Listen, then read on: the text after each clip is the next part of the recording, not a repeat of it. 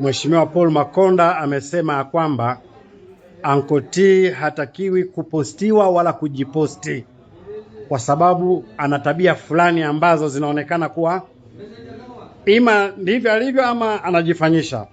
Hatakiwi kutuharibia mazingira ya watoto wetu. Uncle T